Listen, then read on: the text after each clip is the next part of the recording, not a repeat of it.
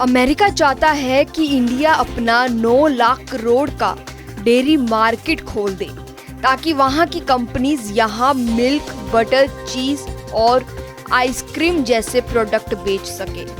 उनका कहना है कि इससे इंडियन कस्टमर्स को ज्यादा ऑप्शन मिलेंगे। लेकिन असली सवाल ये है, क्या दूध भी मांसाहारी हो सकता है? क्या अमेरिका का दूध नहीं है शाकाहारी? दरअसल अमेरिका में ज्यादातर डेयरी फार्म्स में गायों को चारा दिया जाता है। उसमें अक्सर मीट और बोन मील शामिल होता है। इसका मतलब ये है कि इन गायों को ऐसे मिश्रित आहार दिए जाते हैं जिनमें मरे हुए जानवरों की हड्डियां, मांस के टुकड़े और अन्य पशु अवशेष पीसकर मिलाए जाते हैं। गायों को मीट और बोन मील खिलाया जाता है। इसका मतलब है मरे हुए जानवरों की हड्डियां और मांस के टुकड़े। भारतीय संस्कृति और परंपरा में ये चीज स्वीकार्य नहीं है, क्योंकि यहाँ दूध सिर्फ खाने पीने की चीज नहीं है, बल्कि धार्मिक आस्था और संस्कारों से जुड़ा है। और नवजात बच्चों को जो पहला आहार दिया जाता है वो गाय का दूध ही होता है।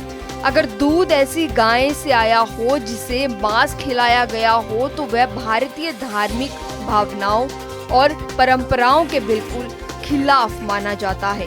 इसीलिए इंडिया ने अमेरिका के सामने 2 शर्तें रखी।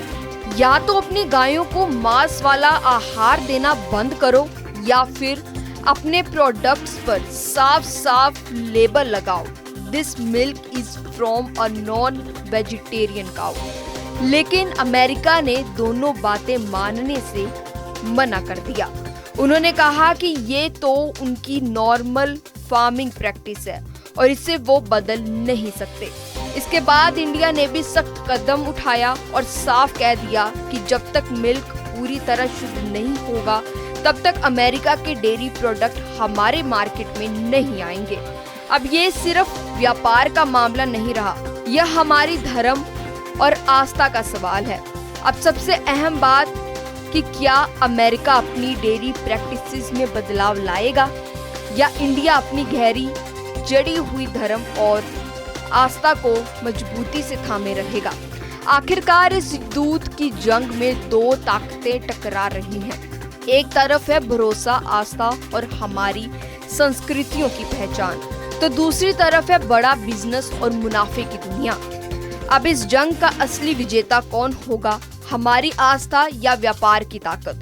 ये फैसला वक्त ही करेगा। लेकिन एक बात साफ है, ये मुकाबला सिर्फ दूध का नहीं, हमारी पहचान और विश्वास का भी है।